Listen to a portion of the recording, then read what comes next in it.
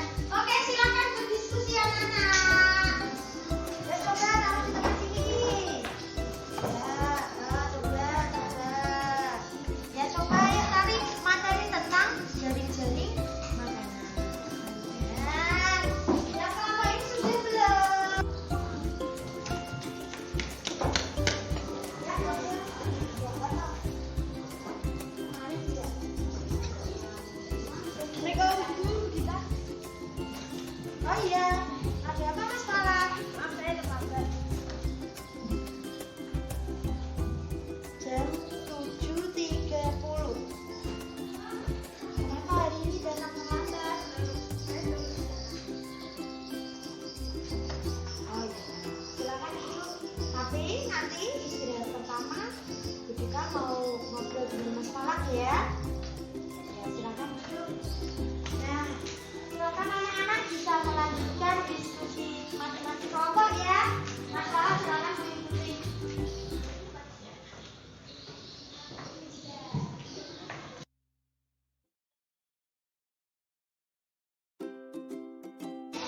Mas Falak, terima kasih sudah mengajar di kita. Nah, coba kita mau tanya, Mas Falak tahu tidak nilai belajar masuk dan itu cuma berapa, Mas Falak? Itu tepat ya. Dan tadi kamu berangkat pukul berapa? 7 lebih 30. Nah, kira-kira kamu terlambat atau tidak tadi? Tidak. Kenapa kamu tadi berangkat terlambat ke sekolah?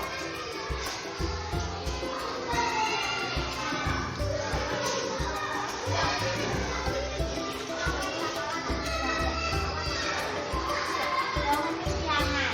Nah, coba Mas Falak ingat-ingat. Kita sudah punya keyakinan kelas. Coba ingat-ingat. Keyakinan kelas kita tentang kedatangan. Kamu masih ingat tidak?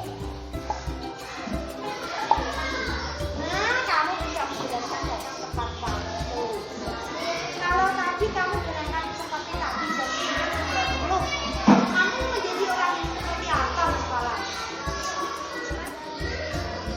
Ya, disiplin.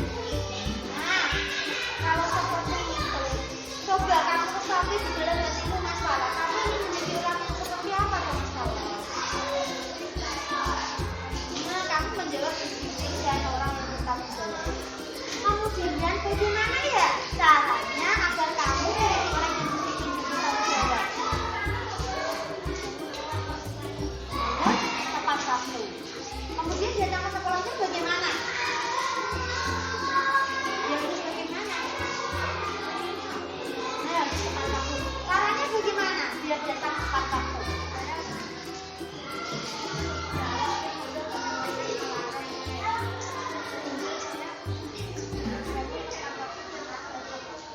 Nah, itu ya jawaban kamu. Ya kalau sudah terjadi hari ini, bagaimana kamu bisa tahu kenapa terjadi hari ini?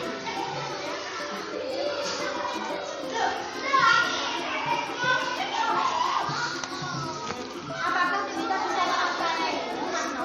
Mas Falak? Bisa ya? Oke, jangan diulang lagi berarti ya. Oke, kita percaya sama kamu. Jadi silahkan pinjam bukunya Mas Falak agar kamu tidak tertinggal dalam pelajaran. Begitu ya? Oke, silakan bisa istirahat sebentar.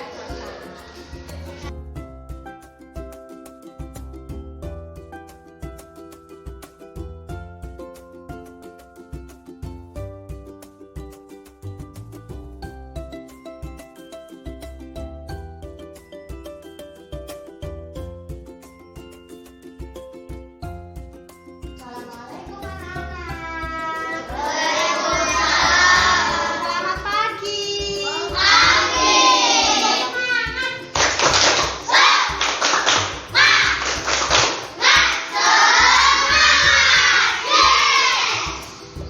Semangat. Hari ini kita tunggu sebentar. Kok hari ini ada yang berbeda kegiatannya ya anak-anak ya? Hari ini ruangannya sangat kotor sekali. Coba kita tanyain. Siapa hari ini yang punya jadwal piket ya anak-anak ya? Coba angkat tangan. Siapa yang jadwalnya piket hari ini?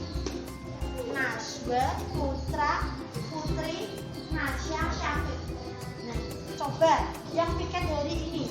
Siapa yang tidak piket hari ini? Tadi Putra, tadi Syafiq sama Nasya belum piket. Oh, Syafiq sama Nasya belum piket? Coba berdua berdiri ceritakan kenapa alasanmu kamu tidak piket hari ini. Coba Syafiq. Maaf, tadi saya di sekolah gagal masuk, jadi saya tidak bisa piket. Maaf ya. Ya sudah duduk. Sekarang coba Mbak Nasya. Tadi tidak piket kenapa? Tadi saya berangkat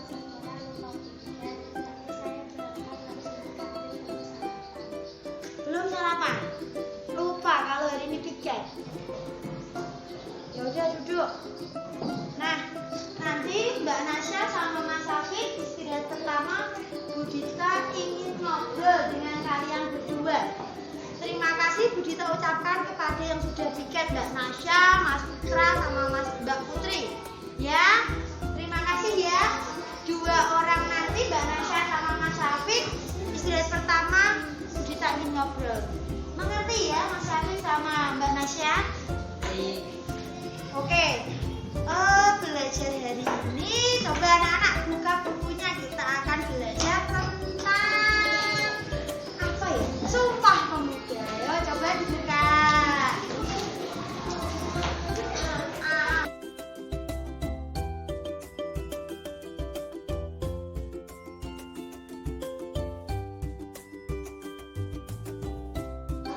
Nah, Mbak Nasya, Mas Syafiq, terima kasih ya sudah memenuhi undangan kita untuk membelajar istirahat pertama.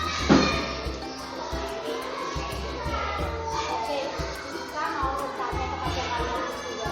Hari ini kita merasa pembelajaran di kelas 5 itu sangat tidak nyaman.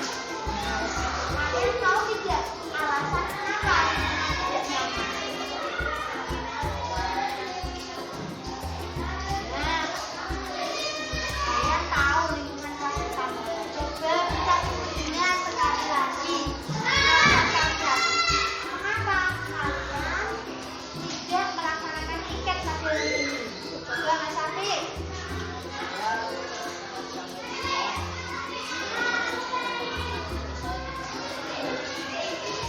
Oh, sampai di sekolah sudah terbiasa. Jadi tidak sempat tiket. Kalau Mbak Nasya,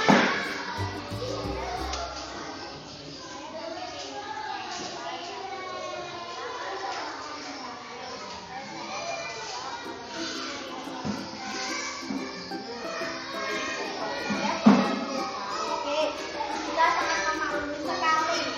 Sebagai manusia biasa, kita tidak luput dari kesalahan. Tetapi coba kalian ingat-ingat, kita itu punya keyakinan kelas yang harus kita laksanakan tentang kebersihan ini. Ingat tidak? Iya, apa?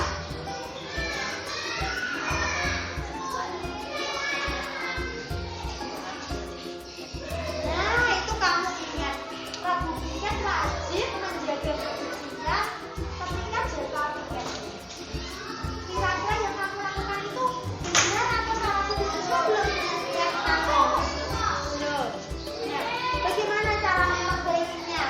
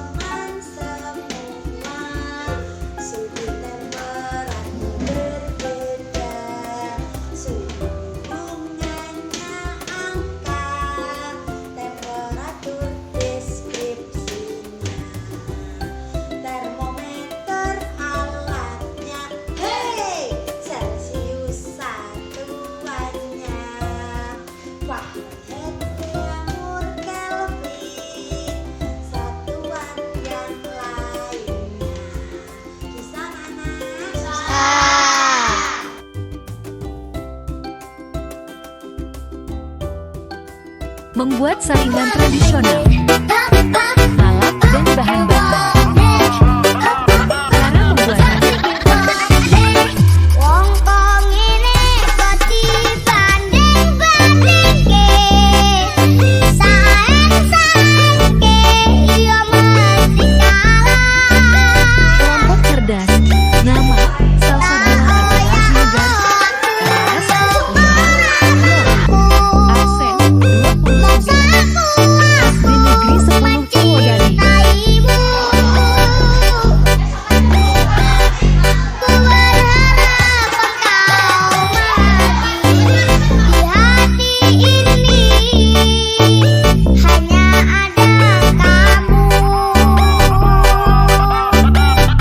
Trust me, I've been broken before. No, I'm not the best at choosing lovers. We both know my past speaks for itself. If you don't think that we're right for each other, then please don't let history repeat itself. 'Cause I want you, I want you, yeah.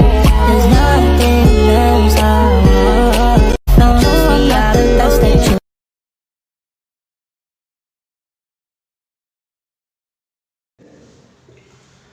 Assalamualaikum warahmatullahi wabarakatuh. Yang saya hormati Kepala SD Negeri 10 Purwodadi, Bapak Rosidi SPD, Bapak Ibu Guru SD Negeri 10 serta SD sekitar lingkungan SD 10 yang saya hormati pula.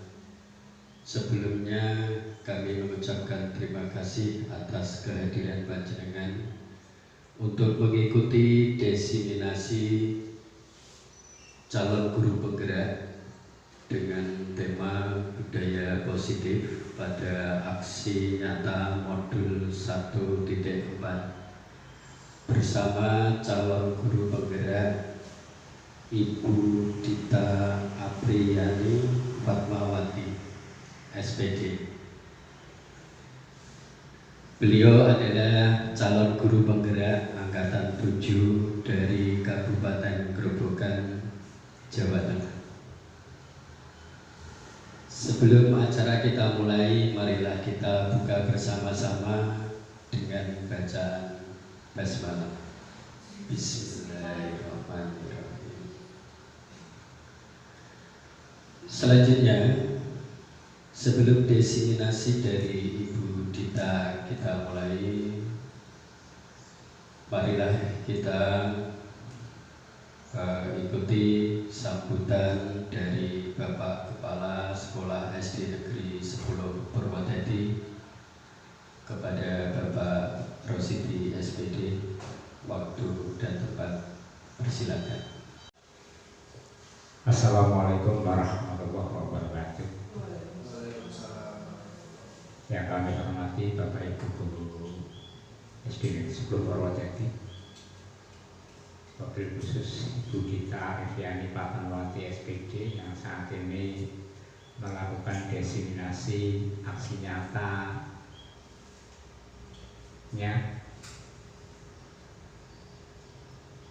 Marilah pada kesempatan kali ini, mari kita bersama-sama memanjatkan syukur kepada Allah SWT bahwa di kesempatan kali ini kita masih diberi rahmat dan hidayahnya.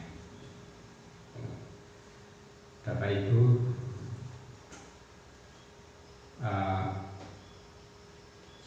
kali ini Ibu Dita Apriyani Fatmawati melakukan diseminasi aksi nyatanya itu 1.4 itu modul 1.4 tentang budaya positif, begitu Bapak Ibu ya.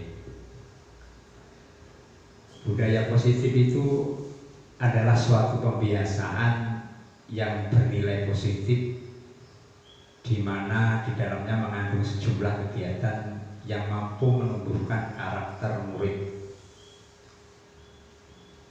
Budaya positif perlu dibangun dalam suatu kelas untuk mewujudkan budaya positif ini harus dilakukan sejak dini. Mengingat dalam prosesnya membutuhkan waktu yang lama dan konsisten dari setiap stakeholder yang ada. Jadi budaya ini akan bisa berlangsung itu di sekolah ini semua saling terkait. Jadi stakeholder yang ada itu terkait, kepala sekolah, guru, PU, bahkan juga orang tua. Ini penting juga. Jadi dalam melakukan aksi nyata ini memang membutuhkan orang tua, Bapak Ibu. Mereka merelakan anaknya untuk melakukan kegiatan aksi nyata itu butuh orang tua juga. Jadi tidak sendiri-sendiri. Di lingkungan sekolah ini guru dapat menerapkan budaya positif seperti bekerja sama dengan rekan Jawa, berinteraksi secara akrab dengan peserta didik yang ada di sekolahnya, kemudian menerapkan sikap disiplin dan bertanggung jawab serta menjadi teladan bagi peserta didik. Sedangkan di lingkungan kelas, salah satu langkah yang guru dapat lakukan adalah membangun budaya positif melalui komunikasi serta adanya keyakinan yang diyakini baik dan positif. Bapak Ibu guru yang saya hormati, tadi sudah saya sampaikan bahwa guru penggerak ini dalam melakukan aksi nyatanya membutuhkan dukungan dari beberapa pihak tadi. Satu, stakeholder. Dua, orang tua. Yang ketiga, tidak kalah pentingnya adalah media yang digunakan.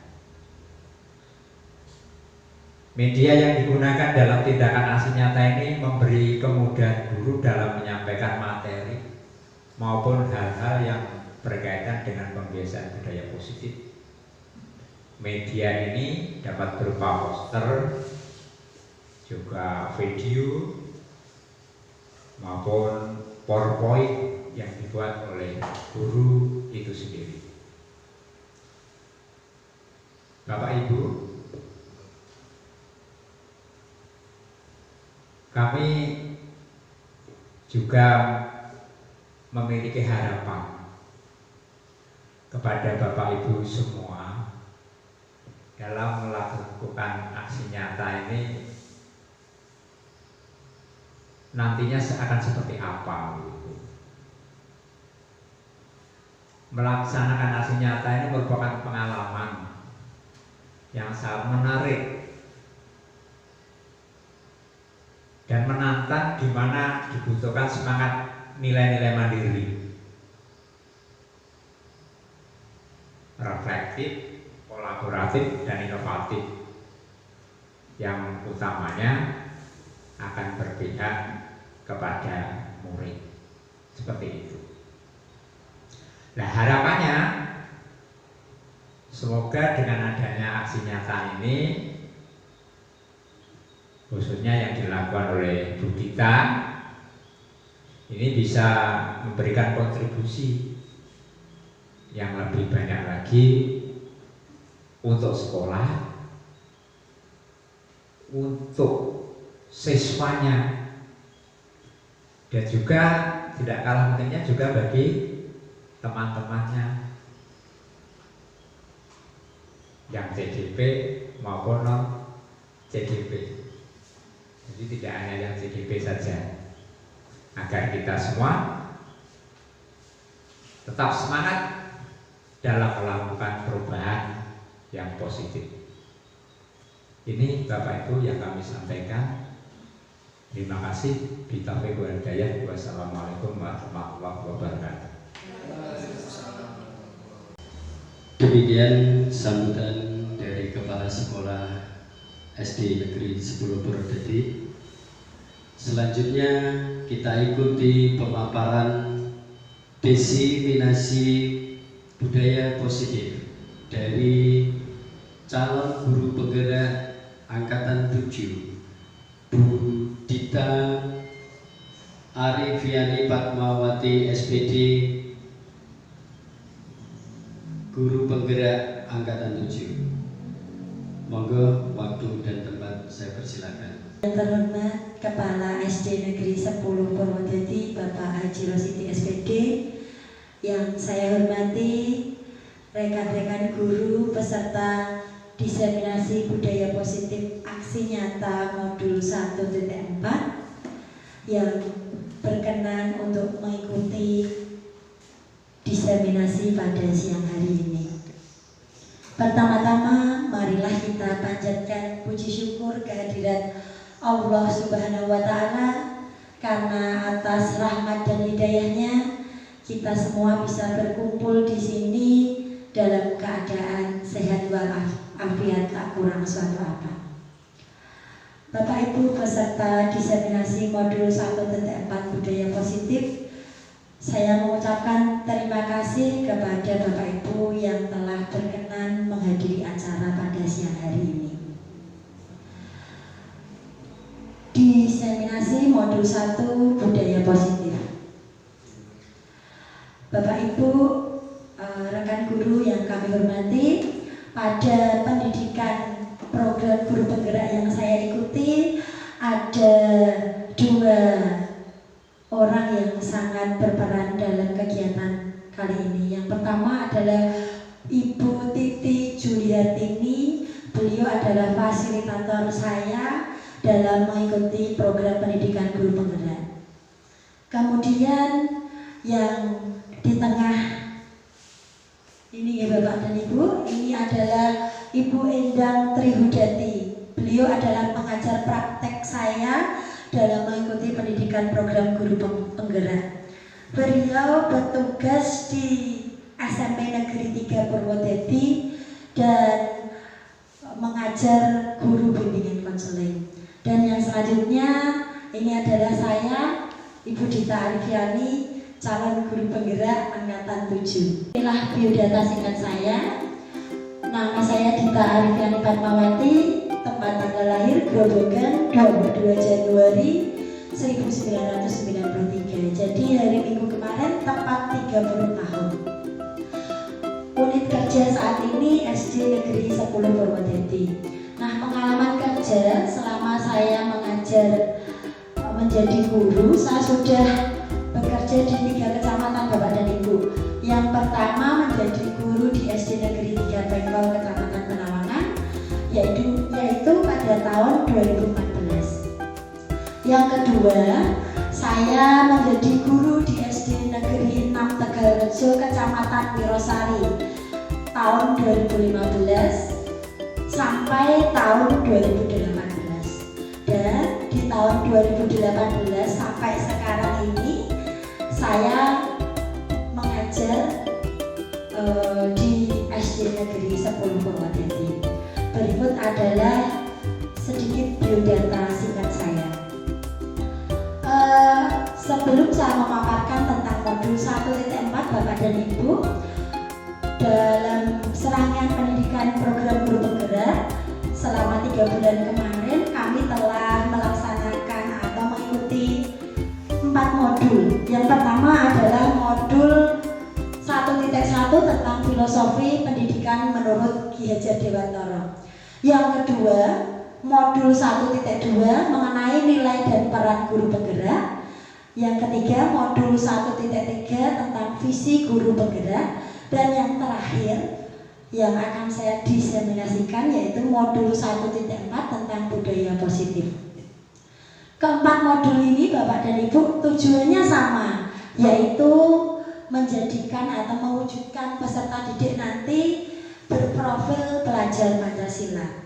Tentunya Bapak Ibu yang sudah menerapkan kurikulum Merdeka pasti tidak asing dengan istilah profil pelajar Pancasila. Tetapi bagi Bapak Ibu guru yang masih menggunakan kurikulum 2013, mungkin Bapak Ibu masih asing dengan istilah ini.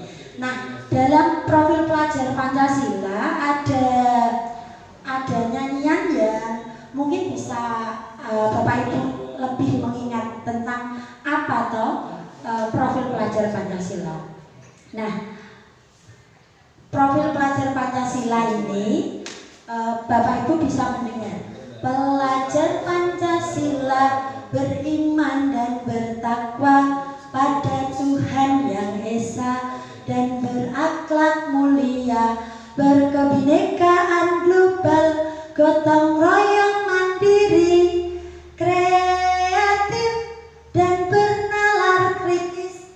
Jadi Bapak dan Ibu ada 6 kunci pokok dalam mewujudkan profil pelajar Pancasila. Yang pertama diharapkan putra-putri Bapak Ibu nanti atau peserta didik beriman dan bertakwa serta memiliki akhlak yang mulia.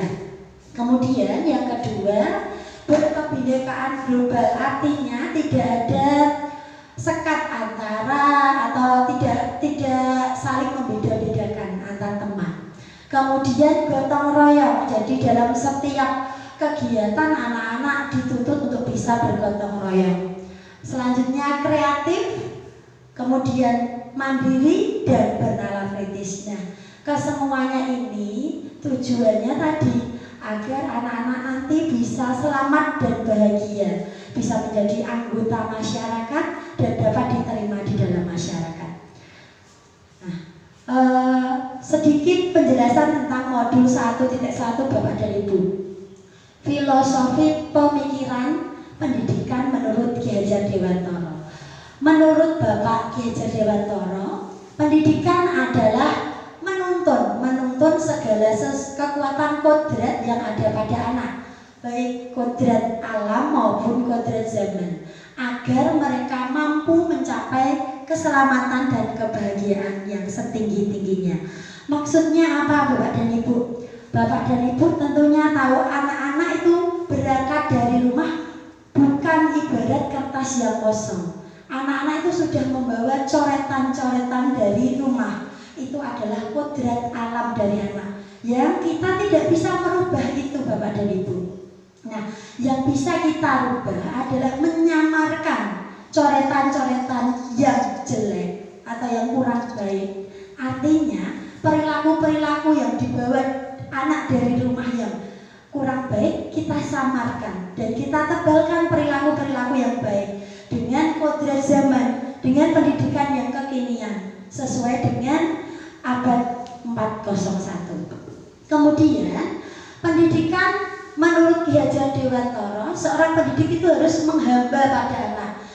Pendidikan harus berpihak pada anak sesuai dengan bakat, minat dan kemampuan anak.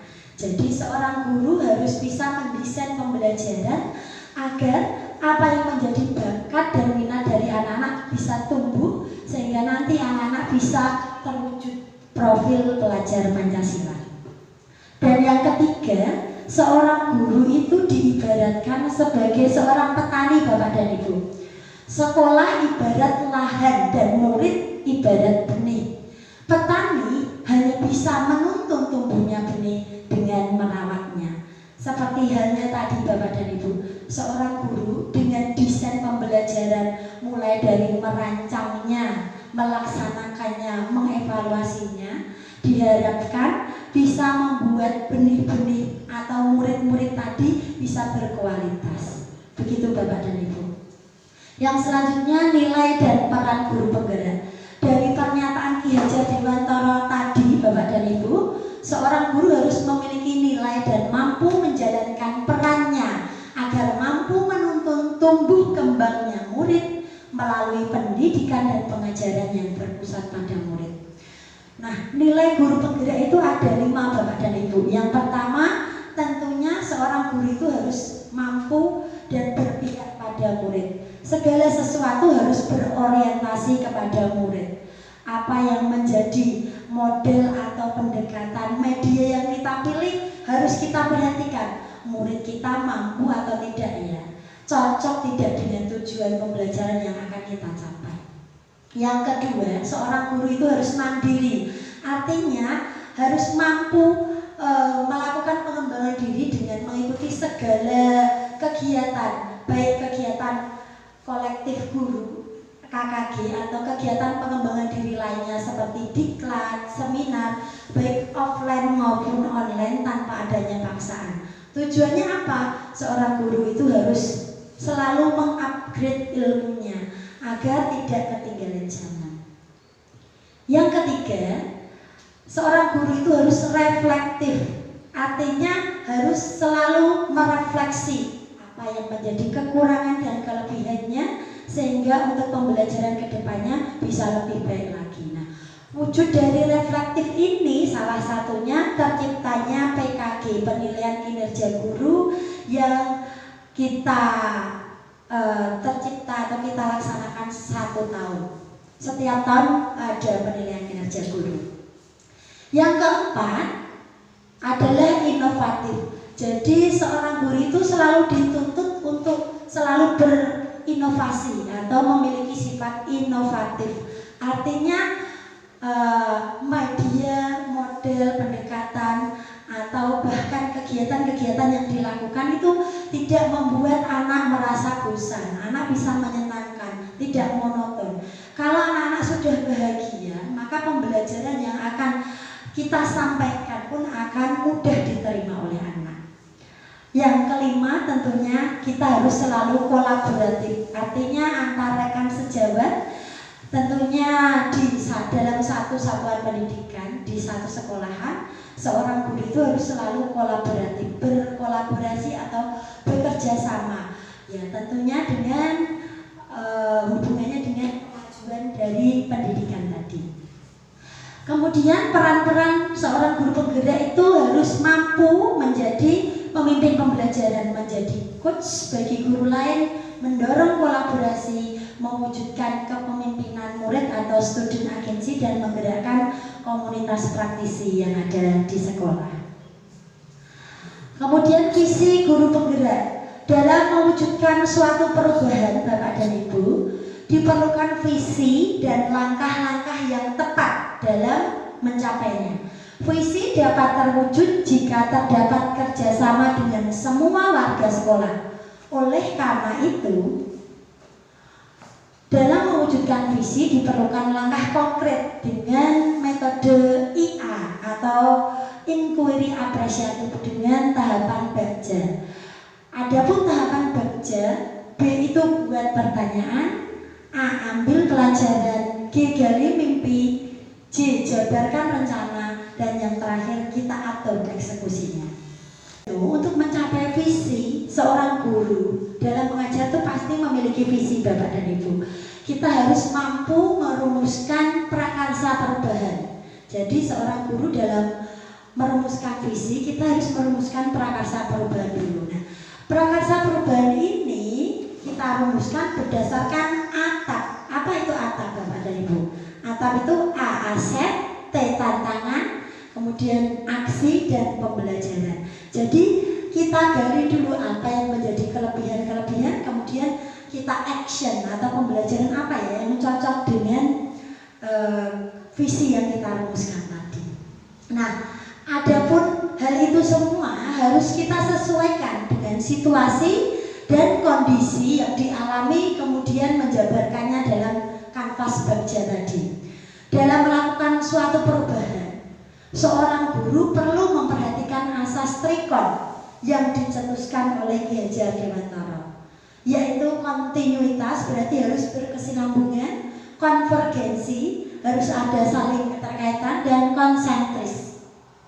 Perubahan tidak serta-merta didapat dalam jangka waktu yang singkat, Bapak dan Ibu, tetapi semua itu butuh proses, sehingga dalam melakukan perubahan perlu adanya komitmen serta tekad yang kuat bagi seorang guru agar apa yang menjadi visi kita mampu kita capai.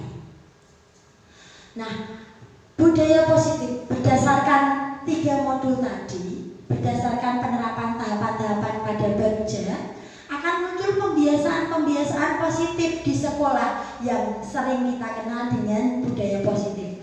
Budaya positif inilah yang akan menimbulkan rasa aman, rasa nyaman, rasa menyenangkan dalam diri murid pada saat proses pembelajaran. Budaya positif juga dapat mendorong murid untuk mampu berpikir kritis, bertindak, dan mencipta sebagai proses memerdekakan dirinya sendiri sehingga muncul kemandirian dan tanggung jawab. Nah, konsep utama dalam modul 1.4 budaya positif ada 8 poin Bapak dan Ibu. Yang pertama, perubahan paradigma belajar, disiplin positif, teori motivasi, keyakinan kelas, hukuman, penghargaan, dan restitusi, 5 kebutuhan dasar manusia, restitusi 5 posisi kontrol, dan segitiga restitusi. Untuk lebih jelasnya, mari Bapak Ibu perhatikan slide berikut. Nah, cobalah buka. Monggo Bapak Ibu kita praktekkan bersama-sama. Anda adalah A, Bapak Ibu adalah A. Tugas Anda adalah mengepalkan salah satu tangan Anda. Coba Bapak Ibu mengepalkan salah satu tangan. Anda bayangkan bahwa di dalam kepalan tangan ini ada sesuatu yang berharga. Anda akan menjaganya sekuat tenaga. Kemudian ada rekan yang ada di sebelahnya adalah rekan B. Tugas rekan B mencoba dengan segala cara, entah itu merayu, membujuk dan sebagainya, bahkan menghardik dan mengintimidasi, menawarkan Anda uang mungkin. Apakah tujuannya agar Anda bersedia membuka kepalan tangan itu? Nah, pertanyaannya sekarang, apakah Anda atau B membuka kepalan tangan Anda, Bapak dan Ibu? Ketika tadi panjenengan melihat ini adalah sesuatu yang berharga, kemudian ada teman yang mencoba membuka, apakah Bapak dan Ibu akan membuka kepalan tangan itu? Iya. Ada yang tidak, karena ini sesuatu yang berharga. Ya, ada yang tidak, ada yang iya deh. Nah, kemudian yang kedua, apakah Anda atau B menutup kepalan tangan Anda? Mengapa? Apa alasan Anda atau B tetap menutup kepalan tangan itu? Nah, karena ini sesuatu yang berharga. Entah yang lain mau mengintimidasi, saya nggak peduli, ini yang berharga buat saya. Nah, dalam kegiatan ini sesungguhnya siapa yang memegang kendali atau kontrol untuk membuka dan menutup kepalan tangan panjenengan? Siapa Bapak dan Ibu? Ya, diri kita sendiri. Nah, pertanyaan pertama dan kedua mungkin jawabannya bervariasi, ada yang membuka, ada yang menutup. Nah, kalau pertanyaan ketiga, siapakah yang sesungguhnya memegang kontrol? Pasti jawabannya adalah kita sendiri yang memegang kontrol. Apakah kita membuka atau menutup kepalan tangan kita itu tergantung pada diri kita sendiri. Jadi segala sesuatu yang kita lakukan itu karena motivasi dalam diri kita. Nah, kemudian teori kontrol menurut Dr. William Glasser. Ada 4 teori kontrol menurut Dr. William Glasser, Bapak dan Ibu. Ilusi guru mengontrol murid. Ilusi bahwa kritik dan membuat orang merasa bersalah dapat menguatkan karakter. Ilusi bahwa semua penguatan positif, efektif dan bermanfaat. Dan yang ketiga atau yang terakhir, ilusi bahwa orang dewasa memiliki hak untuk mengasah. Ilusi guru mengontrol murid. Pada dasarnya kita dapat memaksa murid untuk berbuat sesuatu jikalau murid tersebut memilih untuk tidak melakukannya. Walaupun tampaknya guru sedang mengontrol perilaku murid, hal demikian terjadi karena murid sedang mengizinkan dirinya dikontrol. Saat itu bentuk kontrol guru menjadi kebutuhan dasar yang dipilih oleh murid. Teori kontrol menyatakan bahwa semua perilaku memiliki tujuan, bahkan terhadap perilaku yang tidak disukai. Ilusi bahwa semua penguatan positif efektif dan bermanfaat. Penguatan positif atau bujukan adalah bentuk-bentuk kontrol Bapak dan Ibu. Segala usaha untuk mempengaruhi murid agar mengulangi suatu perilaku tertentu adalah suatu usaha untuk mengontrol murid tersebut. Dalam jangka waktu tertentu, kemungkinan murid tersebut akan menyadarinya dan mencoba untuk menolak bujukan itu. Atau bisa jadi murid tersebut menjadi tergantung pada pendapat sang guru untuk berusaha. Ilusi bahwa kritik dan membuat orang merasa bersalah dapat menguatkan karakter. Menggunakan kritik dan rasa bersalah untuk mengontrol murid menuju pada identitas yang gagal. Jadi kalau kita memberikan kritik kepada anak, itu akan membuat anak merasa gagal, terbentuk identitas yang gagal pada anak. Mereka belajar untuk merasa buruk tentang diri mereka sendiri. Mereka mengembangkan dialog diri yang negatif.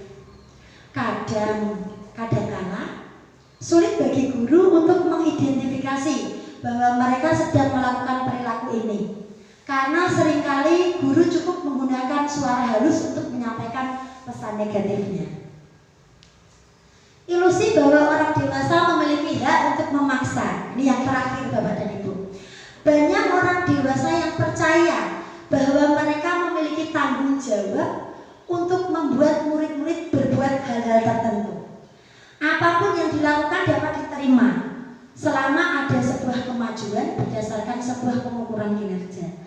Pada saat itu pula, orang dewasa akan menyadari bahwa perilaku memaksa tidak akan efektif untuk jangka yang panjang. Dan jadi 4 ilusi tadi Bapak dan Ibu menjelaskan tentang teori kepalan tangan tadi. Semua yang kita lakukan itu ya berdasarkan motivasi dalam diri kita sendiri.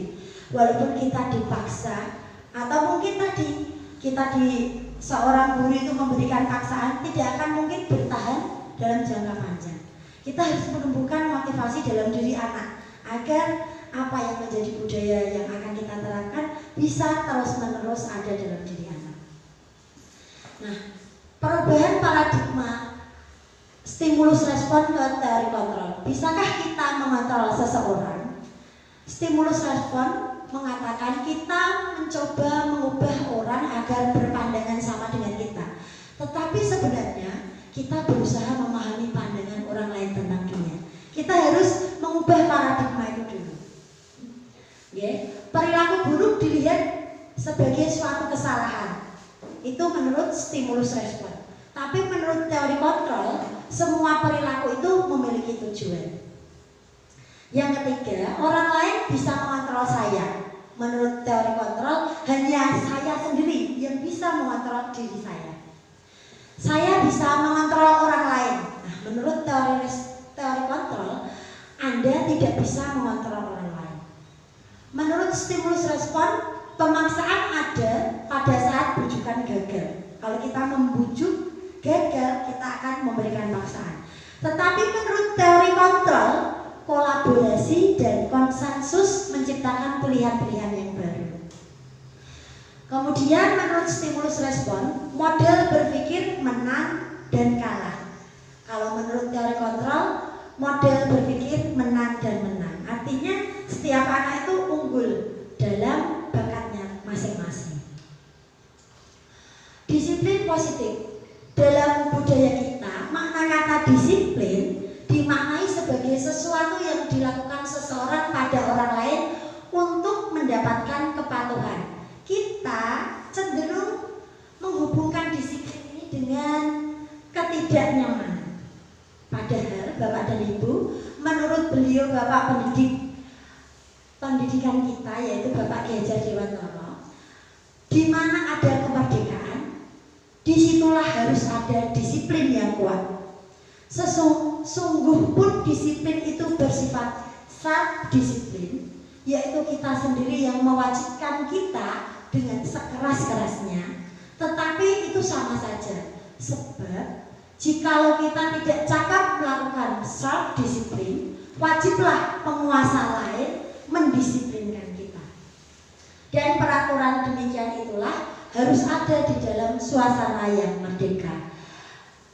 Kemudian sebagai seorang pendidik Bapak dan Ibu, tujuan kita adalah menciptakan anak-anak yang memiliki disiplin diri. Artinya disiplin itu harus tumbuh dalam diri anak-anak tanpa ada paksaan, sehingga mereka bisa berperilaku dengan mengacu pada nilai-nilai kebajikan universal dan memiliki motivasi intrinsik, motivasi di dalam diri anak-anak, bukan motivasi yang berasal dari luar atau intrinsik. Nah, nilai-nilai kebajikan universal tadi Bapak Ibu bisa melihat dari profil pelajar Pancasila. Teori motivasi perilaku manusia ada 3 Bapak dan Ibu. Yang pertama, anak-anak atau seseorang melakukan sesuatu itu untuk menghindari ketidaknyamanan atau hubungan. Biasanya seperti ini, apa yang akan terjadi apabila saya tidak melakukannya? Anak-anak atau kita berpikir seperti itu. Maka artinya motivasi itu terlahir dari luar atau eksternal. Kemudian yang kedua, perilaku manusia motivasinya itu berdasarkan imbalan dari orang lain. Apa yang akan saya dapatkan apabila saya melakukan ini? Kembali lagi, motivasi dari luar atau eksternal. Dan yang ketiga ini Bapak dan Ibu, untuk menghargai diri sendiri, wujud kita menghargai diri sendiri, kita harus menjadi insan yang sesuai harapan kita. Saya akan menjadi orang yang seperti apa ya bila saya melakukan ini. Nah, ini akan muncul dalam diri kita. Dan ini motivasi internal yang tujuannya disiplin positif. Ini sama Bapak dan Ibu. Jadi intinya ada 3 perilaku yang mendasari kita dalam bertindak, karena adanya imbalan, karena kita takut akan hukuman, dan karena kita sadar kita ingin memperbaiki kualitas diri. Nah, tergantung kita pilih yang mana. Apakah kita, tentunya jangkanya berbeda-beda Bapak dan Ibu.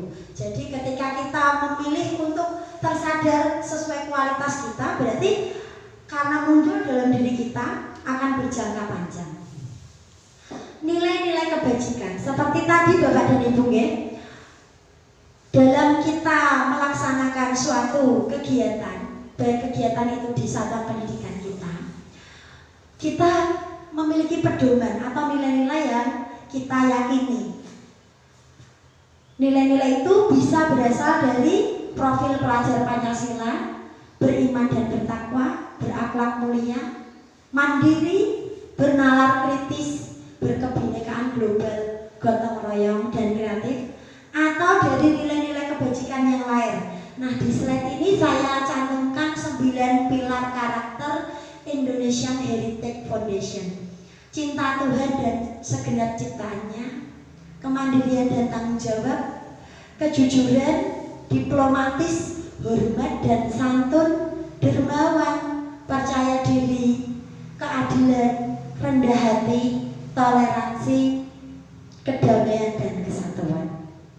Nah, nilai-nilai kebajikan inilah yang mendasari kita dalam menciptakan segala kegiatan yang ada pada diri dalam pembelajaran, sehingga apa, nilai-nilai ini nanti bisa tertanam dalam diri anak-anak. Materi selanjutnya tentang keyakinan kelas Bapak dan Ibu. Jadi di dalam budaya positif itu seorang guru, mungkin Bapak dan Ibu asing dengan istilah keyakinan kelas. Mengapa tidak peraturan saja? Mengapa harus keyakinan kelas? Coba Bapak dan Ibu renungkan. Mengapa kita memiliki peraturan harus menggunakan helm bila mengendarai kendaraan roda 2? Mengapa Bapak dan Ibu? Agar tidak ditilang. Biasanya seperti itu nggih. Kemudian mengapa kita memiliki peraturan 3M, menggunakan masker, mencuci tangan dan menjaga jarak 1,5 meter? Agar terhindar dari COVID. Mengapa kita memiliki peraturan harus datang tepat waktu pada saat mengikuti pelatihan? Biasanya bagaimana? Ya, agar kita diakui, mendapatkan sertifikat. Nah, untuk mendukung motivasi intrinsik, kembali ke nilai-nilai atau keyakinan tadi. Ini kan peraturan Bapak dan Ibu. Nah, kalau keyakinan kelas, Karena kita yakini dalam diri kita, berarti tidak ada unsur paksaan. Tapi kalau peraturan kelas, istilah peraturan kelas berarti kan hanya aturan, tidak kita yakini dalam diri. Berarti nanti anak-anak akan seenaknya saja melanggar itu, karena tidak diyakini dalam diri, tidak muncul motivasi intrinsik dalam diri anak. Kalau keyakinan kelas seperti halnya beriman dan bertakwa, meyakini dalam diri, otomatis anak-anak akan meyakini keyakinan itu dan melaksanakannya.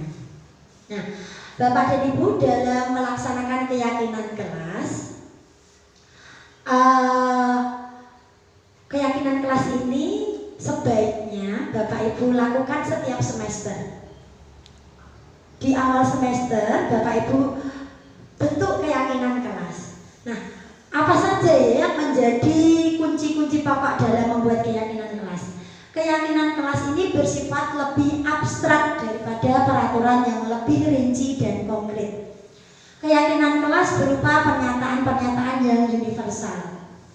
Keyakinan kelas hendaknya tidak terlalu banyak, sehingga anak-anak dan wali kelas atau guru-guru yang ada di kelas itu, entah itu guru agama, guru olahraga, guru bahasa Inggris, dan guru yang lainnya, harus menaati keyakinan itu, karena keyakinan itu disepakati oleh satu kelas.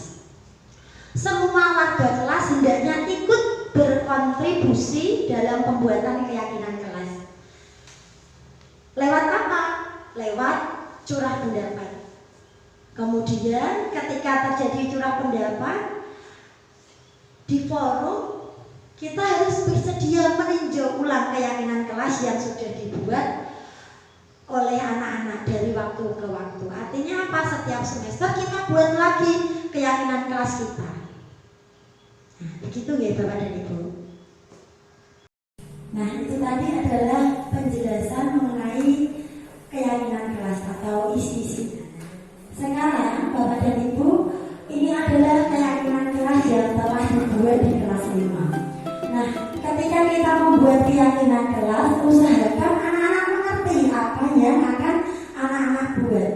Nah, kita harus memberikan penjelasan yang jelas, sejelas-jelasnya. Artinya contoh apa yang akan kita buat, istilah atau kata-kata apa yang cocok kita tuliskan. Nah, setelah kita memberikan pemaparan tentang keyakinan kelas, kemudian saya menggunakan kertas sticky note Bapak dan Ibu, seperti ini Bapak dan Ibu.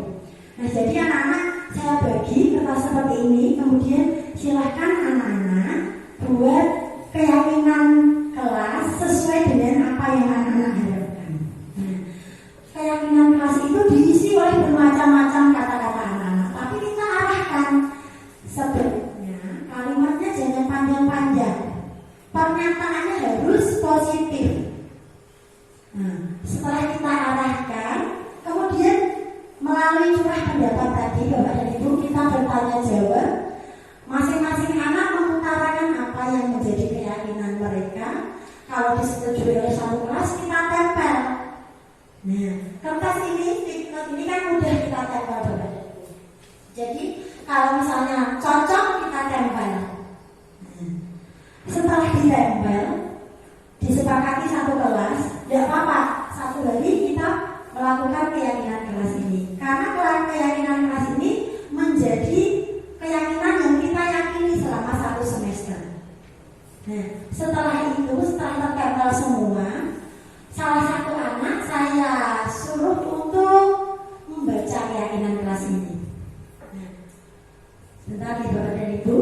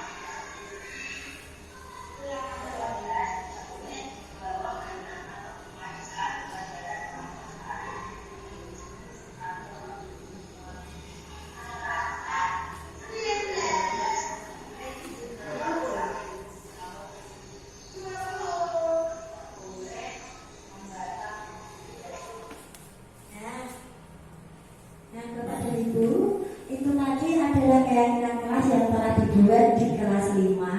Jadi setelah keyakinan kelas itu terbuat, kemudian salah satu anak membacakan dan keyakinan kelas itu ditandatangani bersama di bawahnya sini Bapak dan Ibu. Artinya apa? Sudah kita yakini bersama-sama sehingga ketika ada yang melanggar, kita ingatkan keyakinan kelas kita buat sendiri. Bukan peraturan yang dibuat oleh sekolah, anak-anak yang membuat sendiri sehingga sudah diyakini di dalam hati anak-anak. Nah, yang membuat saya kenapa harus kita cek secara berkala Bapak dan Ibu agar keyakinan kelas ini selalu up to date sesuai dengan apa yang diminta oleh anak-anak. Tapi tugas guru tadi kita harus mengontrol keyakinan kelas itu sesuai atau tidak. Nah, salah satunya Bapak dan Ibu di beberapa poin ini ada salah satunya yang karena kemarin di semester 1 itu banyak anak-anak yang keluar kelas izin membeli alat tulis. Ada salah satu murid yang mencetuskan untuk ketika keluar kelas hanya boleh ke kamar mandi Bapak Ibu gitu. Kemarin seperti itu. Sehingga di semester 2 ini alhamdulillah kelas 5 untuk alat tulisnya ketika jam pembelajaran berlangsung tidak ada yang pergi ke koperasi untuk membeli. Karena sudah diyakini bersama bahwa ketika pembelajaran sudah dimulai, ya nanti saling menolong meminjamkan alat tulis yang dimiliki oleh anak yang lain sehingga tidak ada keluar masuk kecuali ke kamar mandi. Nah, nanti Bapak Ibu bisa menerapkan ini di kelasnya masing-masing karena ini termasuk budaya positif. Ini adalah dari saya Bapak dan Ibu. Selanjutnya tiga istilah hukuman, konsekuensi dan restitusi. Hukuman itu bersifat tiba-tiba, tidak terencana, satu arah, berpihak pada guru saja. Kalau konsekuensi bagaimana? Sudah terencana, sudah disepakati. Kalau restitusi, nah ini istilah ini yang nanti akan kita lakukan sebagai wujud kita menerapkan budaya positif. Restitusi adalah proses menciptakan kondisi bagi murid untuk memperbaiki kesalahan mereka sehingga mereka bisa kembali pada kelompok mereka dengan karakter yang lebih kuat. Saya berikan contoh, misalnya ada satu anak yang tidak mengerjakan pekerjaan rumah. Kemudian guru berkata, lari 10 kali. Menurut panjenengan, hukuman, konsekuensi atau restitusi Bapak dan Ibu? Iya, betul. Hukuman itu tidak ada hubungannya dengan pelanggaran yang telah dibuat oleh anak-anak. Nah, ini akan membuat anak-anak merasa identitasnya gagal. Nah, kalau konsekuensi begini Bapak dan Ibu, karena kamu tidak mengerjakan PR, silahkan kamu salin PR-mu sebanyak 3 kali. Jadi konsekuensi itu berhubungan dengan pelanggaran yang telah dilakukan oleh anak-anak. Tetapi sudah ada kesepakatan, ada hubungannya dan sudah ada kesepakatan. Sedangkan restitusi ini kita tawarkan ke anak, kalau kamu tidak mengerjakan PR, kamu mau jadi orang yang seperti apa? Anak kan akan berpikir. Disebutkan di sini akan kembali dengan karakter yang lebih kuat. Seorang guru tugasnya menuntun tapi jangan memberikan jawaban. Jadi ketika kita menerapkan atau ketika kita menghadapi suatu kasus dalam diri anak, terapkanlah restitusi agar apa? Agar anak bisa kembali ke kelompok mereka dengan karakter yang lebih kuat. Nah, ada 5 istilah dihukum oleh penghargaan. Pengaruh jangka pendek dan jangka panjang Bapak dan Ibu. Penghargaan itu efektif jika kita menginginkan seseorang melakukan sesuatu yang kita inginkan dalam jangka waktu pendek. Nah, awalnya saya juga berpikir Bapak dan Ibu sebelum saya mempelajari modul ini, kalau kita memberikan reward atau penghargaan ke anak, itu akan membuat anak lebih semangat dalam belajar.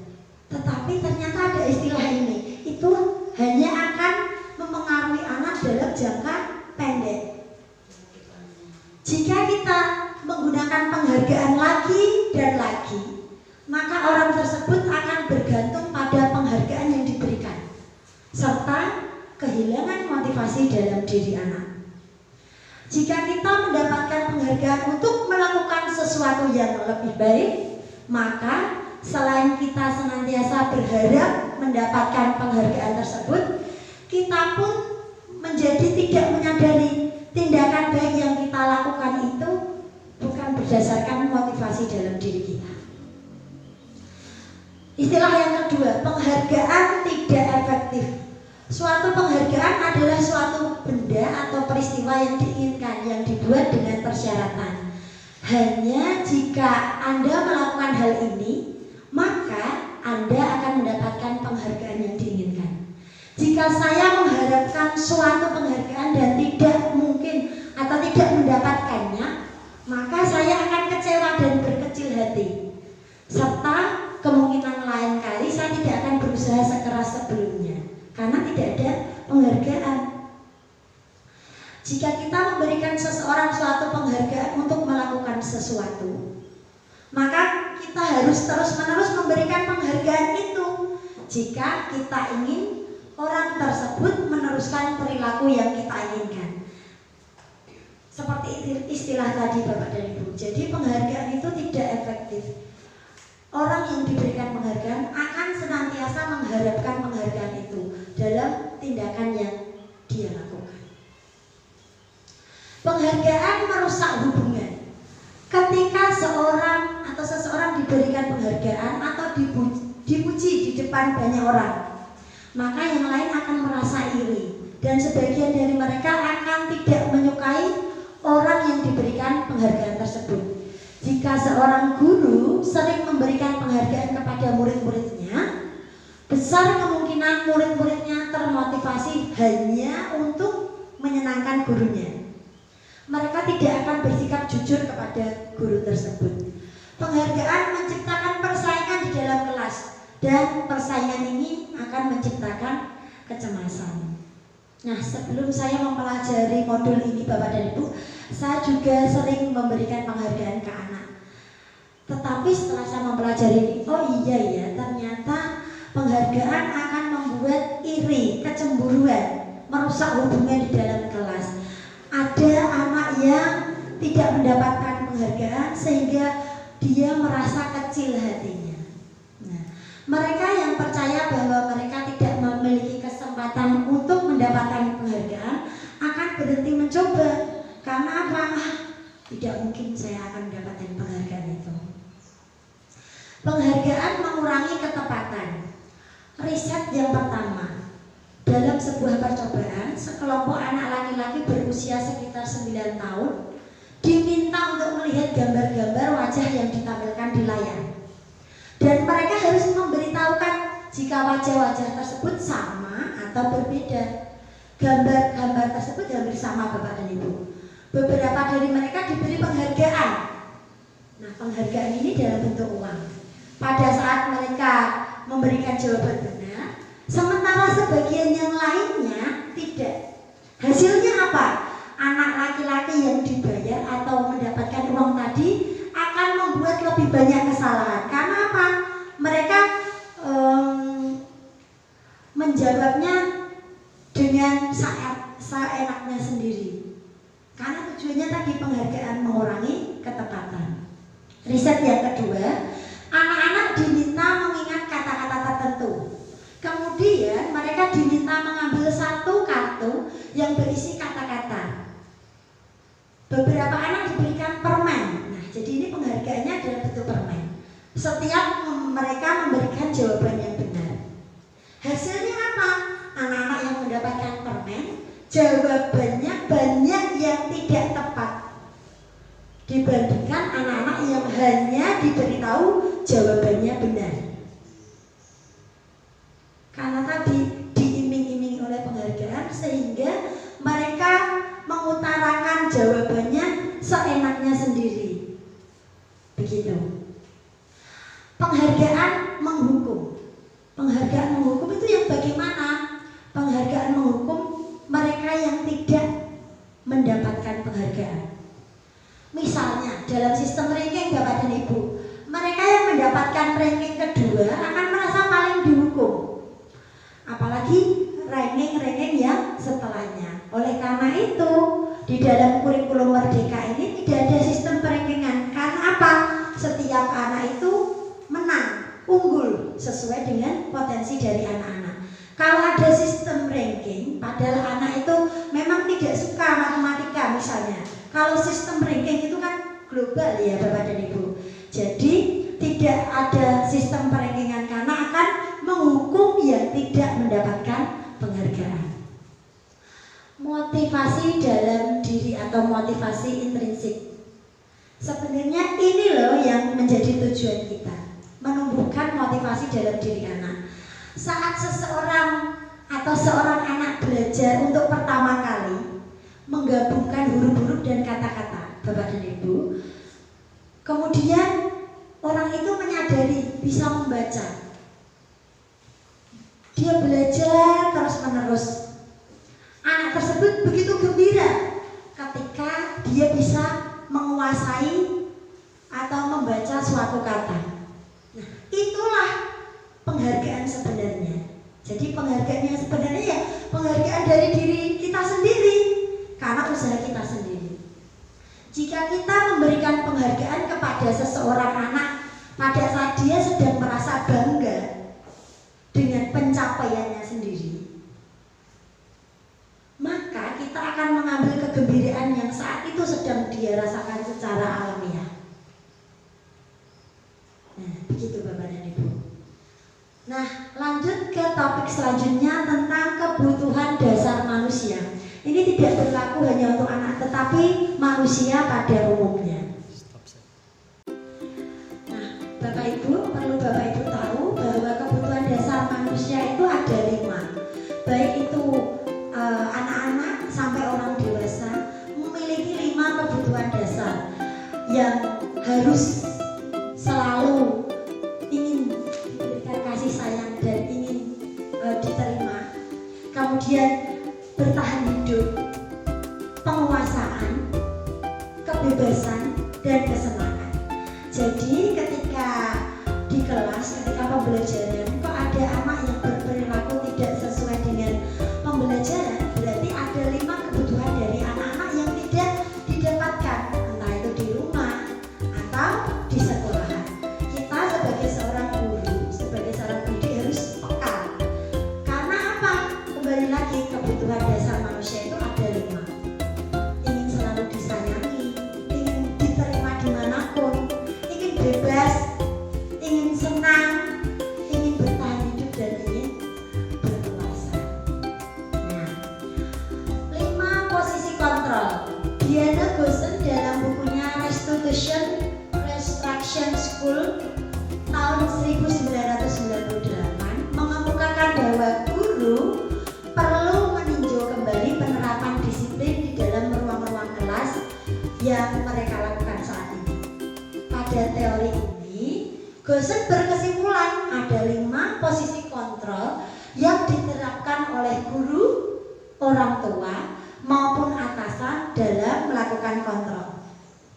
Kelima posisi kontrol tersebut adalah penghukum, pembuat rasa bersalah, teman, pemantau, dan manajer. Nah, untuk lebih jelasnya Bapak Ibu bisa memperhatikan slide berikut. Yang pertama, posisi kontrol seorang penghukum. Nah, ini ada kata-kata patuhi aturan saya atau awas. Ketika seorang guru memposisikan diri sebagai penghukum, nadanya akan seperti itu, nadanya tinggi. Kamu selalu saja salah. Nah, bagaimana hasilnya ketika kita menerapkan itu ke anak? Hasilnya kemungkinan murid akan marah dan mendendam atau bersifat agresif. Malah hasilnya ini akan membuat anak identitasnya tidak terbentuk. identitas yang gagal. Jika kita memposisikan diri sebagai pembuat merasa bersalah, nadanya akan seperti ini Bapak dan Ibu.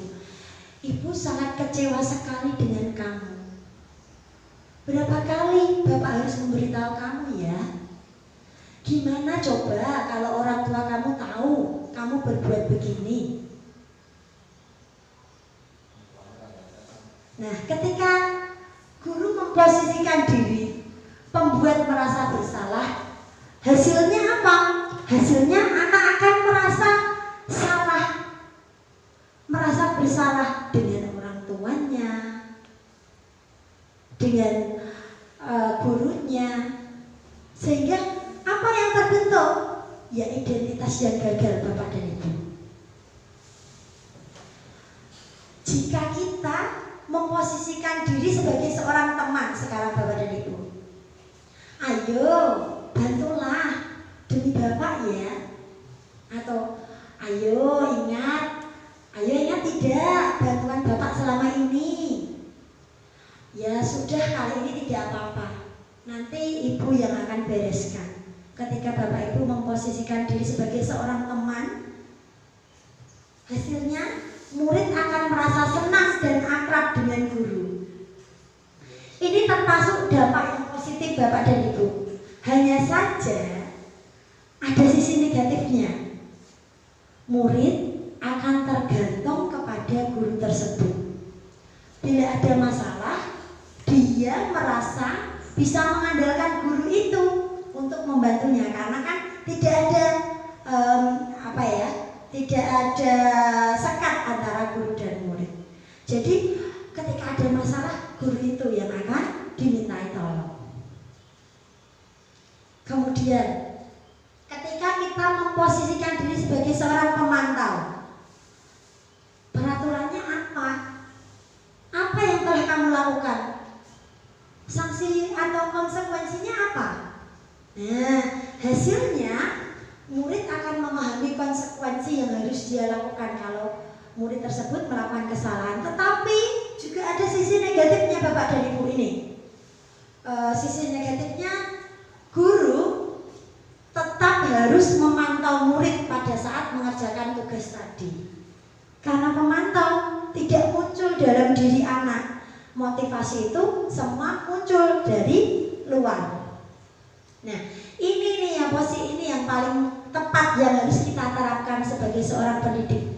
Posisi kontrol sebagai seorang manajer. Murid diajak untuk menganalisis kebutuhan dirinya maupun kebutuhan orang lain. Di sini penekanannya bukan pada kemampuan membuat konsekuensi, namun dapat berkolaborasi dengan murid bagaimana memperbaiki kesalahan yang ada. Apa yang kita yakini anak-anak? Kembali ke keyakinan kelas tadi. Jika kamu meyakininya, apakah kamu mau memperbaikinya? Jika kamu memperbaiki ini, hal ini menunjukkan apa tentang dirimu? Apa rencana kamu untuk memperbaiki hal ini? Nah, hasilnya ini. Hasilnya luar biasa, murid nanti akan dapat menjadi pribadi yang mandiri, merdeka, bertanggung jawab atas segala perilaku dan sikapnya, yang pada akhirnya dapat menciptakan lingkungan yang positif, nyaman dan aman. Nah, kembali lagi ya Bapak dan Ibu, kita tujuannya agar anak bisa well-being atau bisa selamat dan bahagia. Jadi tidak hanya di sekolah, tapi nanti ketika di masyarakat, anak-anak mampu menjadi anggota masyarakat yang baik. Nah, ini adalah kaitannya dengan restitusi tadi Bapak dan Ibu. Segitiga restitusi, menurut Diana Gosen dalam bukunya, beliau mengungkapkan bahwa ada tahapan-tahapan yang memudahkan guru atau orang tua untuk menyiapkan anak agar bisa membentuk karakter yang baik dengan segitiga restitusi. Ada 3 langkah: menstabilkan identitas, melakukan validasi tindakan yang salah, dan yang ketiga menayangkan keyakinan. Menstabilkan identitas. Nih, ada kata-kata seperti ini Bapak dan Ibu, setiap orang pasti pernah melakukan kesalahan. Kamu bukan satu-satunya orang yang melakukan kesalahan seperti ini, nak. Nah, awalnya kita berdialog dengan anak seperti itu ketika anak melakukan kesalahan. Kemudian kita tanyakan alasannya, memvalidasi tindakan yang salah. Seperti teori kontrol tadi, setiap perilaku pasti ada tujuan, pasti ada alasan. Kamu tentu punya alasan mengapa kamu melakukan seperti ini. Dan yang terakhir, ini Bapak dan Ibu, kita menanyakan keyakinan kelas yang kita buat. Keyakinan kelas yang kita sepakati, kamu masih ingat? Kalau masih ingat, kamu tuh ingin menjadi orang yang seperti apa toh, nak? Nah, nanti anak akan merefleksi dalam dirinya. Nah, sisi satu tadi ya Bapak dan Ibu, menstabilkan identitas. Bagian dasar dari segitiga bertujuan untuk mengubah identitas anak dari orang yang gagal karena melakukan kesalahan menjadi orang yang sukses. Ini kata-katanya. Bapak Ibu bisa menggunakan beberapa contoh ini. Tidak ada manusia yang sempurna, nak. Manusia itu ya tempatnya salah. Berbuat salah itu tidak apa-apa. Kita awali dengan kata-kata seperti itu. Setelah itu kita validasi tindakan yang salah dengan menggunakan kata-kata, kamu pasti punya alasan mengapa melakukan ini, nak. Kamu boleh mempertahankan sikap itu, tapi kamu harus menambah sikap yang baru. Atau padahal kamu bisa melakukan yang lebih buruk dari ini ya. Nah, tujuan dari validasi tindakan yang salah ini untuk memenuhi kebutuhan dasar. Kalau kita memahami kebutuhan dasar apa yang mendasari sebuah tindakan, kita akan bisa menemukan cara-cara yang efektif untuk memenuhi kebutuhan tadi. 5 kebutuhan dasar tadi kan tidak hanya berlaku untuk anak-anak, tetapi juga manusia, untuk orang dewasa juga. Yang terakhir, kita menanyakan keyakinan kelas. Nah, menanyakan keyakinan kelas ini tujuannya ketika identitas sukses sudah terbentuk pada langkah pertama, kemudian tingkah laku yang salah telah divalidasi, kita sudah tahu alasannya, maka anak akan siap untuk dihubungkan dengan nilai-nilai yang dipercaya dan berpindah menjadi orang yang dia inginkan. Nah, inilah tujuan kita agar apa? Agar anak mencapai identitas yang sukses. Baik Bapak dan Ibu, ini adalah contoh penerapan segitiga restitusi yang saya lakukan di kelas 5. Monggo Bapak Ibu bisa melihat, mirsani, sehingga nanti punya gambaran bagaimana toh menerapkan segitiga restitusi ketika Bapak Ibu menemui kasus sehingga identitas anak menjadi baik. Anak bisa menguatkan karakter-karakter yang baik sehingga menjadi pribadi yang sesuai profil pelajar Pancasila.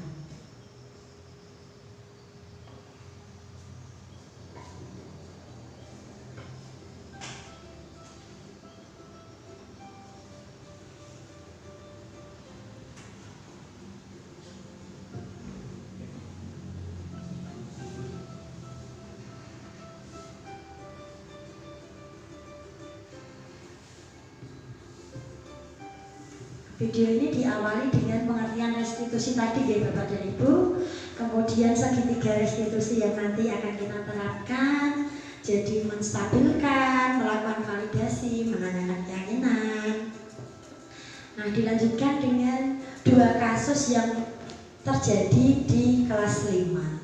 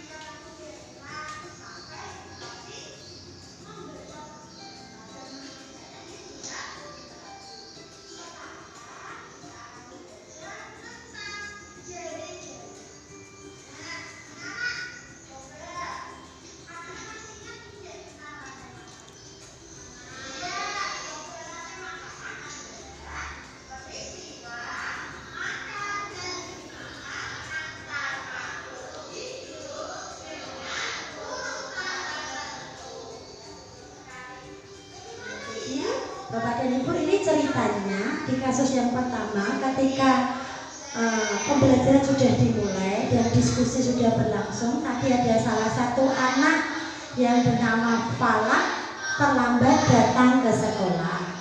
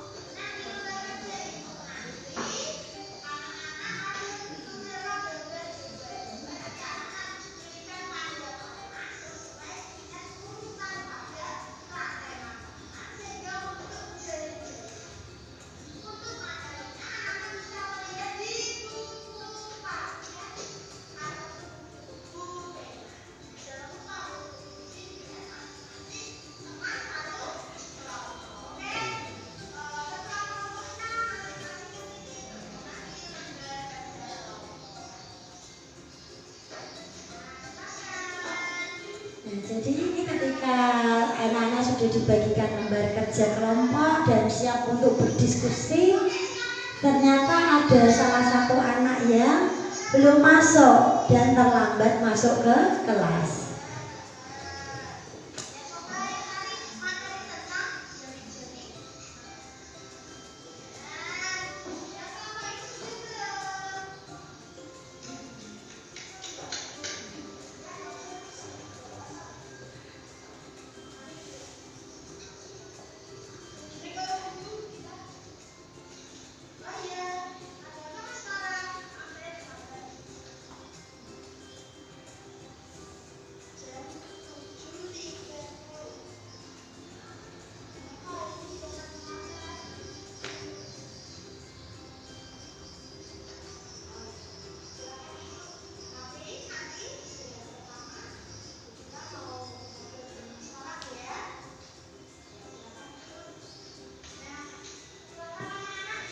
Nah, jadi ketika ada anak yang melakukan kesalahan atau pelanggaran, jangan kita tegur di depan teman-temannya. Nanti akan membuat identitas gagal. Nah, ketika jam istirahat, Mas Falak, Bu Dita saya mintai untuk bertemu.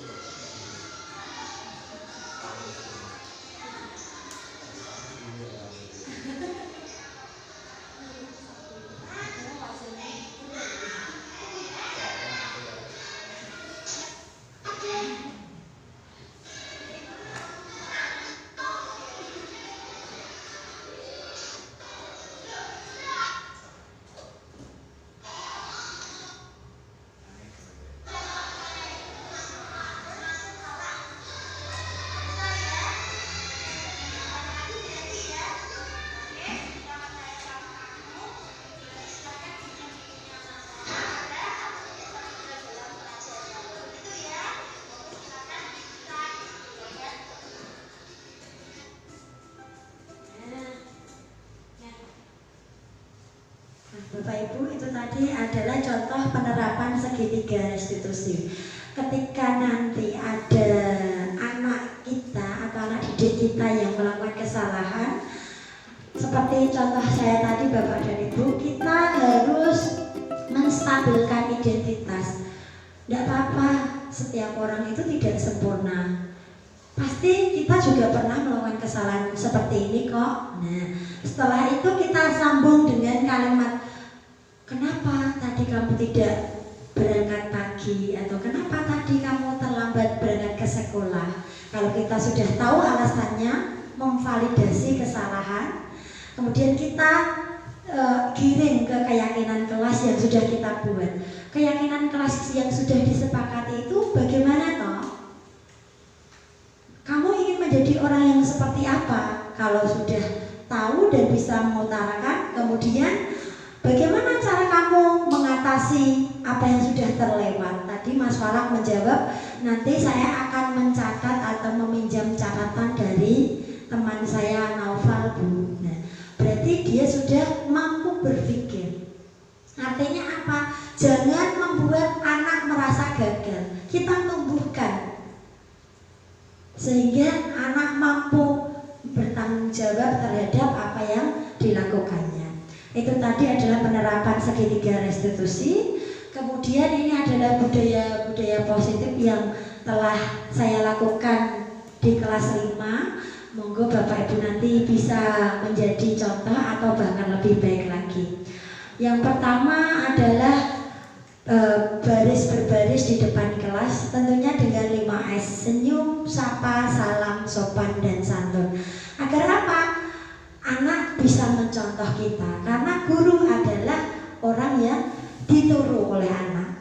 Kemudian dalam melakukan diskusi kita tentunya harus mampu menuntun anak. Jangan kita membiarkan anak-anak diskusi sendirian tanpa tahu arahnya.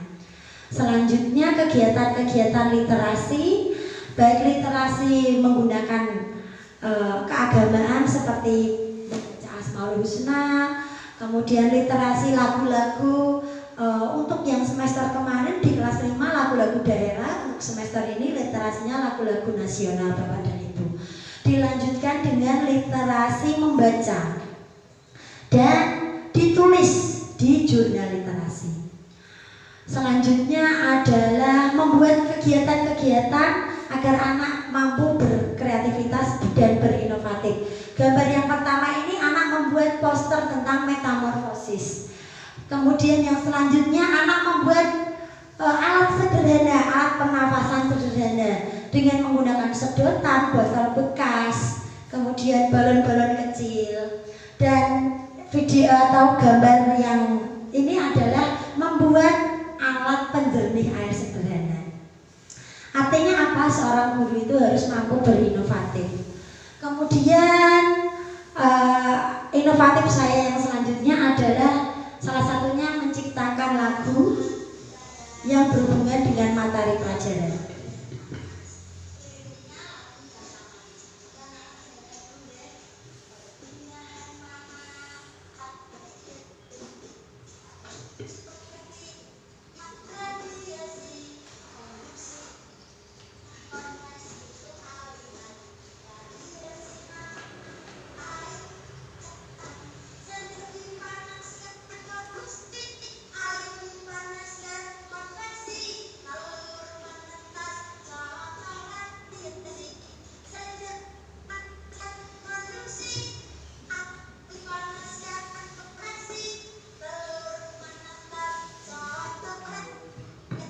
Nah, ini tadi adalah salah satu contoh lagu yang saya ciptakan yang berhubungan dengan materi agar anak mudah mengingat. Kenapa? Karena dengan lagu anak-anak bisa mudah menghafalkan, sehingga ketika ada materi itu dengan lagu tadi anak-anak bisa mudah mengambil atau mengambil memori di memorinya anak-anak. Nah, kemudian anak-anak mampu membuat clipping-clipping sebagai bentuk pembelajaran yang dilakukan di kelas 5. Kemudian ini inovasi yang dibuat oleh anak-anak. Jadi tidak hanya gurunya yang inovatif, Anaknya juga dilatih untuk berinovasi. Ini salah satu video yang dibuat oleh Ananda Salsa. Membuat sambal tradisional.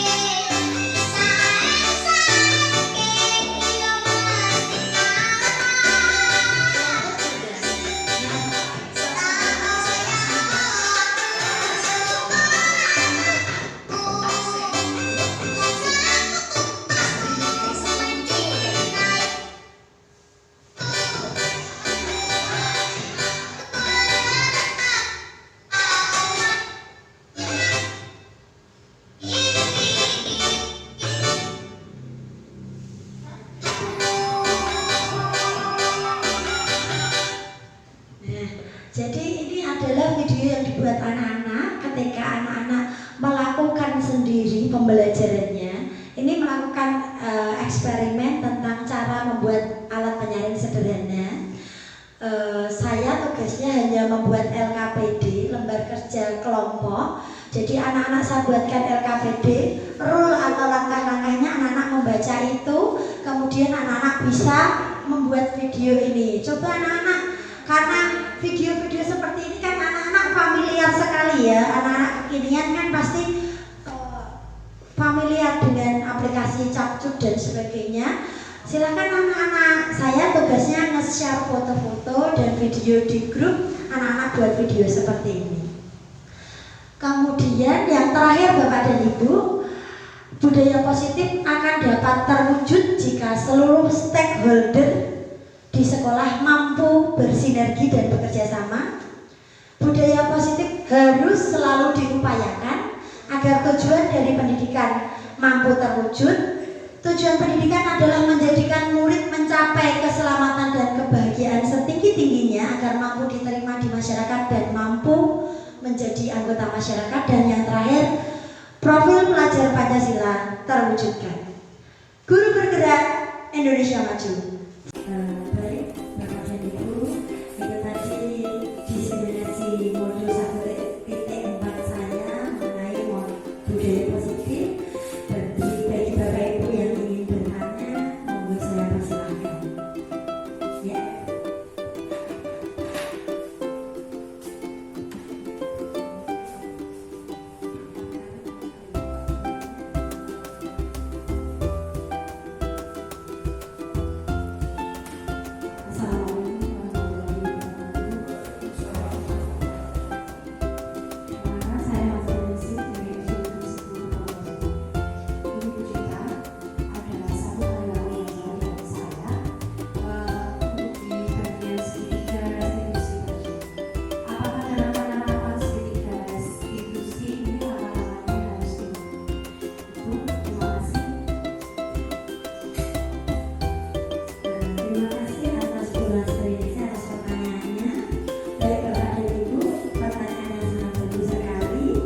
Jadi ketika Bapak Ibu nanti memenuhi sebuah kasus, harapannya kan selalu menerapkan segitiga restitusi. Nah, dalam menerapkan segitiga restitusi harusnya ya harus urut. Jadi kita harus menstabilkan identitas anak-anak dulu, kemudian kita validasi apa yang menjadi kesalahan mereka dan menanyakan tentang keyakinan kelas. Tetapi ketika kita menemui sebuah masalah kan terkadang ya Bapak dan Ibu, kita mau bicara apa kan kalau belum terbiasa kan belum bisa runtut. Nah, oke, tidak masalah, yang penting 3 itu tadi tersampaikan ke anak. Tetapi seiring berjalannya waktu, ketika menemui sebuah masalah atau kasus panjenengan menerapkan segitiga restitusi, nanti akan terbentuk atau dengan sendirinya hal itu akan urut sendiri. Jadi kita harus menguatkan identitas anak dulu, kemudian kita mengetahui alasan mereka dan menanyakan keyakinan kelas. Begitu Bu Lasri, apakah sudah jelas? Ya, sudah. Terima kasih. Ya. Terima kasih atas waktu yang telah diberikan Bapak dan Ibu. Kurang dan lebihnya Wabillahi taufiq wal hidayah. Wassalamualaikum warahmatullahi wabarakatuh.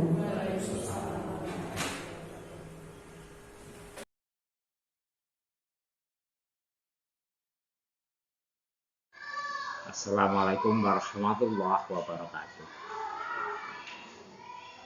Pertama kami sampaikan terima kasih kepada Ibu Dita Ardiani Fatmawati SPD yang telah memberanikan diri untuk melakukan diseminasi tentang budaya positif. Menurut saya sebagai kepala sekolah mengamati, menilai bahwa yang dilakukan oleh Ibu Dita ini sangat bagus dan punya harapan semoga bisa bermanfaat untuk sekolah kita. Dengan adanya diseminasi tersebut, kami menjadi mengerti apa tentang berbagai hal yang harus dilakukan oleh seluruh stakeholder di sekolah agar budaya positif ini mampu diwujudkan. Budaya positif harus terus digalakkan demi kemajuan pendidikan, khususnya di SD Negeri 10 Purwodadi. Agar budaya positif mampu terwujud, perlu sinergi, kerjasama, dan kolaborasi dari seluruh stakeholder di sekolah ini. Dengan adanya diseminasi ini, saya berharap budaya positif yang telah dilakukan oleh Ibu Dita dapat menjadi motivasi dan contoh bagi Bapak Ibu guru untuk ikut serta menerapkan budaya positif di kelas masing-masing sehingga terwujud budaya positif di lingkungan sekolah. Bu Dita, teruslah bersemangat dalam menerapkan budaya positif dan selalu berkolaborasi dengan rekan lainnya agar budaya positif di sekolah mampu terwujudkan. Akhir kata, wassalamualaikum warahmatullahi wabarakatuh. Assalamualaikum warahmatullahi wabarakatuh. Nama saya Sri Hartati. Saya mengajar di kelas 2 SD Negeri 10 Purwodadi. Saya rekan sejawat dari Bu Dita. Karena kemarin Bu Dita melaksanakan kegiatan aksi nyata. Aksi nyata tersebut setelah disampaikan menurut saya diseminasi telah dilakukan Bu Dita sangat bermanfaat. Dengan adanya kegiatan ini, saya selaku teman sejawat di SD Negeri 10 merupakan pengetahuan baru untuk saya. Sehingga apa yang disampaikan oleh Bu Dita tadi banyak manfaatnya dan segi positifnya untuk pelaksanaan pembelajaran di kelas masing-masing. Dengan adanya kegiatan tersebut akan mewujudkan budaya positif yang mana budaya positif itu memerlukan kerjasama antara murid dan guru dan rekan sejawat sehingga pembelajaran akan berlangsung dengan baik. Dan dengan adanya materi yang disampaikan oleh Bu Dita tadi, diantaranya adalah dengan dilaksanakan pembuatan keyakinan kelas, ini merupakan pengetahuan baru untuk saya. Kemudian penerapan segitiga restitusi dan memposisikan diri selaku control manager ini dengan adanya kegiatan tersebut ini merupakan pengetahuan baru yang betul-betul bermanfaat untuk diri saya dan diri rekan-rekan sejawat. Sehingga apa yang dituangkan dalam materi tersebut akan terwujud paradigma baru dalam pembelajaran, sehingga apa yang menjadi cita-cita akan terwujud. Dan kami berharap kepada Bu Dita selaku guru muda yang masih jauh langkahnya untuk ke depan, kami berharap untuk lebih lagi mempelajari pengetahuan-pengetahuan dalam rangka merdeka belajar, sehingga Bu Dita ini nanti dan rekan-rekan yang lain akan lebih sukses dalam pembelajaran yang akan datang. Dengan adanya kegiatan yang positif ini, semoga Bu Dita maju terus, pantang mundur, semangat untuk menjadi tauladan teman-teman semuanya. Itu yang dapat kami sampaikan. Semoga bermanfaat. Wassalamualaikum warahmatullahi wabarakatuh. Nama saya Iva, saya dari kelas 5. Menurut saya, Bu Dita adalah guru hebat. Jika ada teman saya yang melakukan kesalahan, Bu Dita tidak langsung memarahinya, tetapi Bu Dita mencari alasannya. Baru Bu Dita mengingatkan tentang keyakinan kelas yang dibuat. Banyak hal yang saya dapat. Ilmu, pengetahuan, dan kerjasama. Bu Dita juga mengajarkan pentingnya saling menghargai. Terima kasih Bu Dita. Assalamualaikum warahmatullahi wabarakatuh.